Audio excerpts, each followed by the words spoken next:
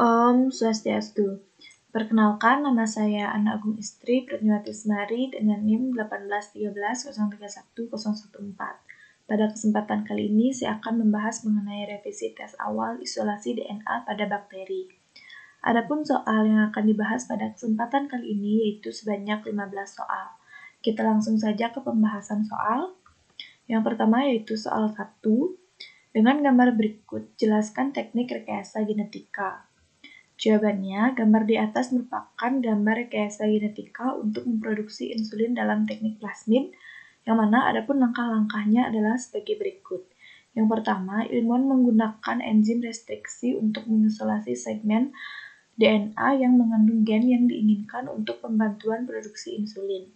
Isolasi gen target atau DNA insulin dapat dari pankreas dan plasmid bakteri. Yang kedua, plasmid yang dikeluarkan dari bakteri dan perawatan dengan contoh restriksi yang sama, enzim gen mengikat dengan fragmen DNA untuk membentuk plasmid hibrid. Yang ketiga, plasmid hibrid dimasukkan kembali ke dalam bakteri, di mana ia bereplikasi sebagai bagian dari DNA sel. Yang keempat, sejumlah besar sel anak atau klon identik dapat dibudidayakan dan produk gennya diekstraksi untuk manusia. Bakteri diekstrak untuk mengambil insulin sebagai pengobatan diabetes. Selanjutnya, soal 2. Dengan memperhatikan gambar berikut, jelaskan perbedaan DNA dan RNA. Jawabannya, perbedaan antara DNA dan RNA yaitu yang pertama, DNA memiliki rantai panjang dan ganda berpilin atau double helix, sedangkan RNA memiliki rantai tunggal dan pendek. Perbedaan yang kedua, komponen gula yang menyusun DNA adalah deoksiribosa, sedangkan gula yang menyusun RNA adalah ribosa. Yang ketiga, basa nitrogen yang terkandung dalam DNA disusun oleh purin yang berasal dari susunan guanin dan adenin, serta pirimidin yang berasal dari susunan sitosin dan timin. Sedangkan basa nitrogen dari RNA disusun oleh purin guanin dan adenin, serta pirimidin urasil dan sitosin. Selanjutnya, soal 3. Struktur DNA terdiri dari suatu molekul besar kompleks dengan dua pita panjang saling berpilin membentuk heliks ganda. Setiap DNA terbentuk dari ratusan hingga ribuan polimer nukleotida.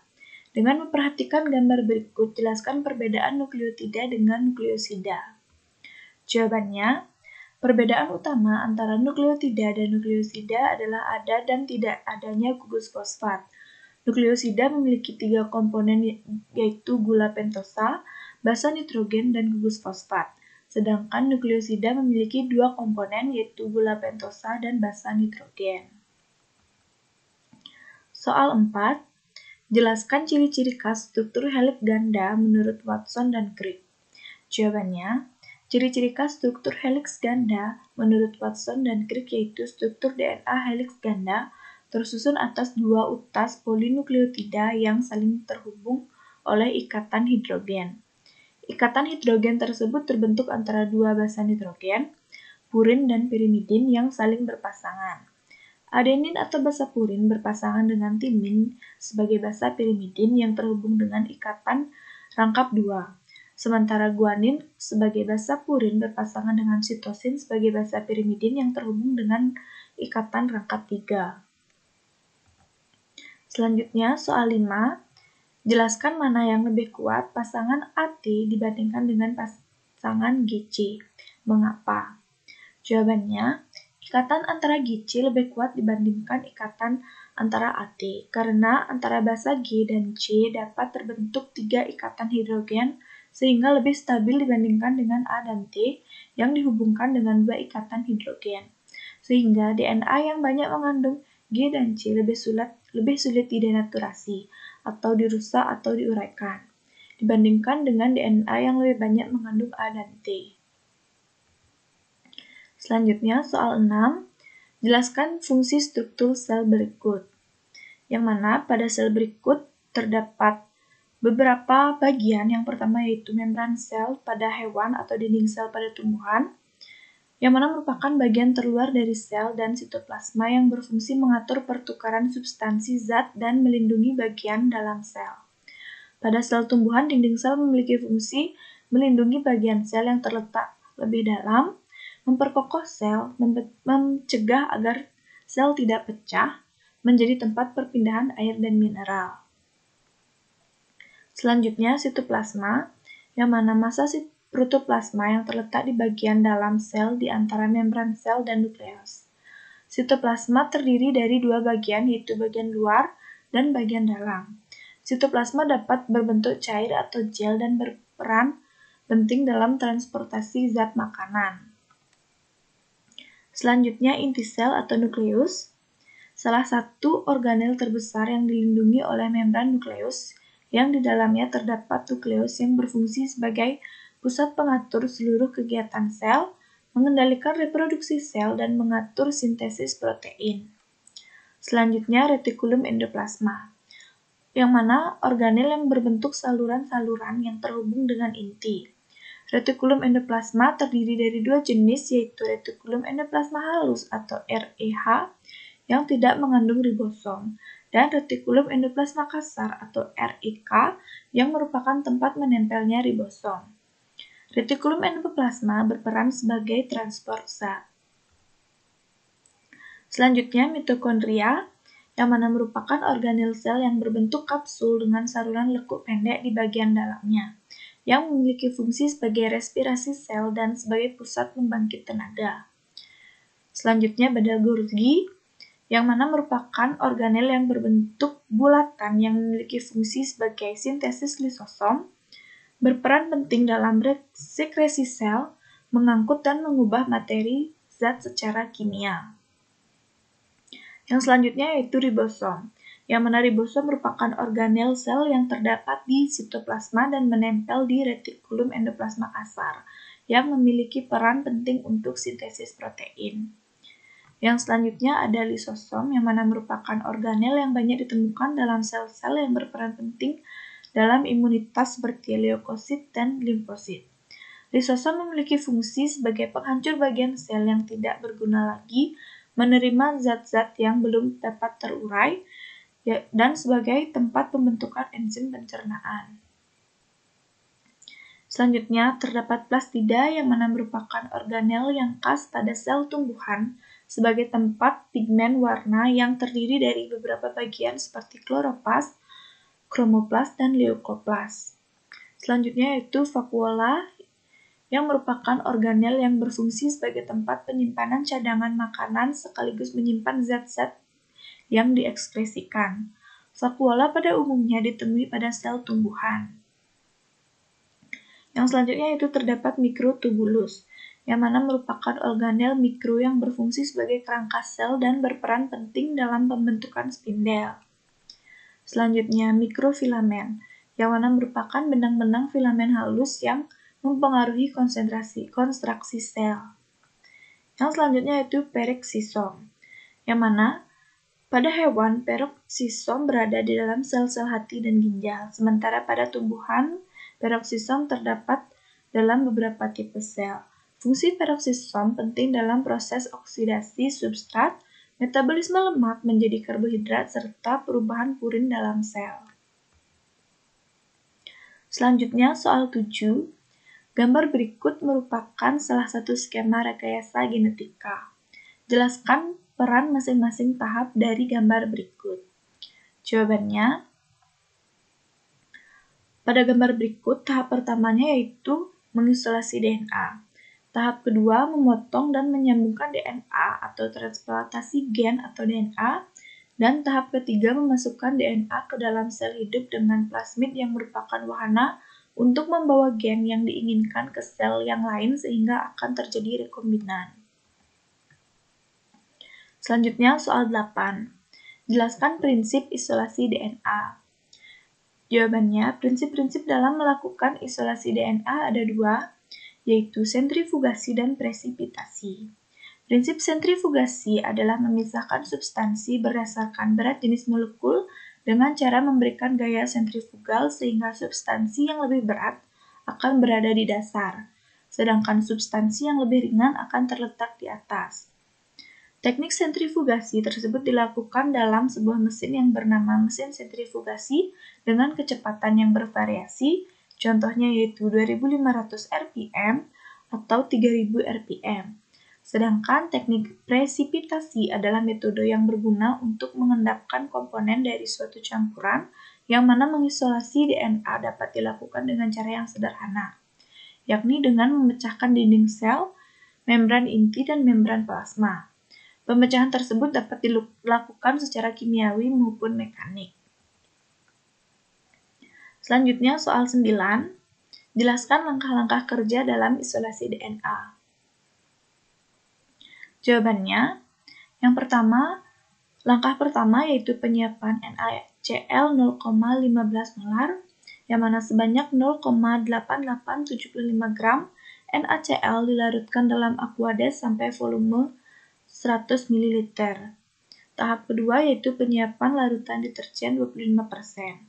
Yang mana sebanyak 12,5 gram deterjen dilarutkan dengan 25 ml Aquades. Langkah ketiga yaitu pembuatan larutan KClO3 5 molar, yang mana dapat dilakukan dengan langkah sebanyak 6,1275 gram KClO3 dilarutkan dalam H2O, yang mana bila tak melarut maka dibantu dengan pemanasan dan ditambahkan H2O kembali sampai volumenya 10 ml. Dan tahap yang keempat yaitu penyiapan bakteri dan isolasi DNA bakteri, yang mana dilakukan dengan beberapa langkah.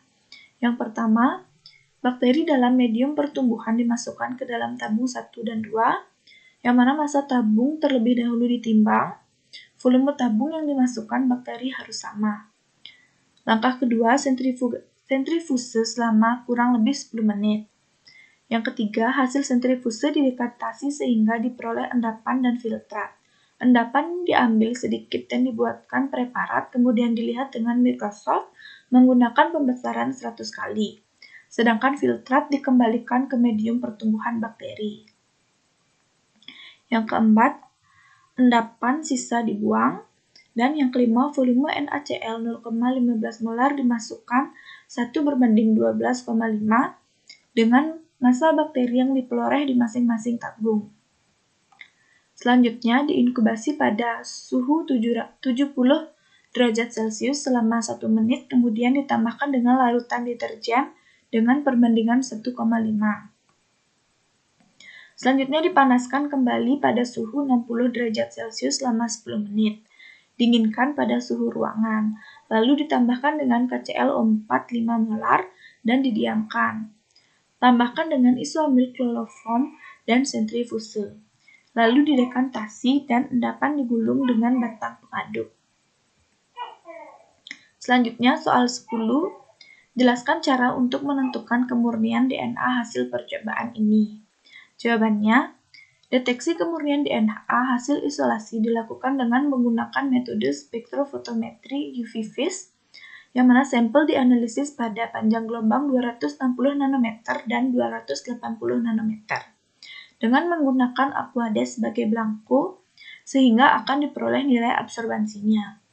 Nilai absorbansi sampel pada panjang gelombang 260 nanometer dan 280 nanometer dibandingkan sehingga akan diperoleh rasio absorbansi lambda sama dengan 260 nanometer dan absorbansi lambda sama dengan 280 nanometer.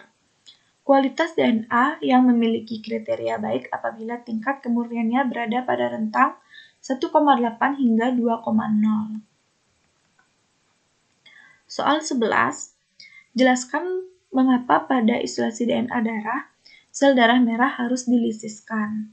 Jawabannya, sel darah merah harus dilisiskan untuk mengeluarkan isi sel karena substansi gen yang diinginkan terdapat di bagian dalam sehingga harus dilisiskan terlebih dahulu. Yang selanjutnya soal 12. Dalam isolasi DNA ada tahapan penyiapan bakteri. Bakteri dalam medium pertumbuhan dimasukkan ke dalam tabung 1 dan 2. Massa tabung terlebih dahulu ditimbang. Volume tabung yang dimasukkan bakteri harus sama. Lalu disentrifuse selama kurang lebih 10 menit. Hasil sentrifuse didekantasi sehingga memperoleh endapan dan filtrat. Endapan diambil sedikit dan dibuatkan preparat, kemudian dilihat dengan mikroskop menggunakan pembesaran 100 kali, sedangkan filtrat dikembalikan ke medium pertumbuhan bakteri. Apa tujuan menggunakan mikroskop pada langkah ini? Jawabannya, penggunaan mikroskop adalah untuk mengamati bahwa endapan terdapat bakteri yang akan diisolasi. Soal 13. Endapan kemudian dimasukkan NaCl 0,15 molar dimasukkan 1/12,5 dengan massa bakteri yang dipeloreh di masing-masing tabung. Diinkubasi pada 70 derajat Celcius selama 1 menit. Kemudian ditambahkan dengan larutan deterjen dengan perbandingan 1,5, lalu dipanaskan kembali pada suhu 60 derajat Celcius selama 10 menit. Apa tujuan penambahan deterjen ini? Jawabannya, penambahan deterjen yang mengandung natrium dudoksil sulfat atau SDS menyebabkan tahap pelisisan membran sel. Deterjen tersebut selain berperan dalam melisiskan membran sel, juga dapat berperan dalam mengurangi aktivitas enzim nuklease, yang merupakan pendegradasi DNA. Penambahan deterjen yang mengandung natrium dudosil sulfat atau SDS menyebabkan tahap pelisisan membran. Deterjen tersebut selain berperan melisiskan membran juga dapat berperan mengurangi aktivitas enzim nuklease yang merupakan pendegradasi DNA. Deterjen dapat merusak membran sel yang terdiri dari lapisan fosfolipid bilayer dengan membentuk ikatan antara sisi polar membran sel atau gugus fosfat dengan sisi polar deterjen. Sisi hidrofobik deterjen juga dapat berkaitan dengan protein pada membran plasma dan membentuk kompleks lipida protein. Selanjutnya, soal 14. Campuran dalam langkah 12 ditambahkan dengan KClO4 5 molar dan didiamkan. Apa fungsi langkah ini? Apa fungsi penambahan isoamil kloroform? Jawabannya, tujuan dari langkah tersebut yaitu untuk memudahkan pemisahan benang-benang DNA dari campuran sehingga benang-benang tersebut akan mudah diamati, dan KClO4 juga membantu percepatan proses lisis serta memutuskan ikatan yang mengikat DNA. Sedangkan penambahan isoamil kloroform menyebabkan terdenaturasinya protein yang diikuti dengan koagulasi protein. Soal 15. Endapan yang terbentuk dalam langkah 14 terbentuk endapan, kemudian digulung dengan batang pengaduk. Apakah endapan itu protein, karbohidrat, atau DNA? Jelaskan. Jawabannya, endapan yang terbentuk yaitu lembaran putih yang merupakan DNA. Baik, sekian pemaparan dari saya. Jika ada salah kata, saya mohon maaf. Akhir kata saya ucapkan terima kasih. Om Santi Santi Santi Om.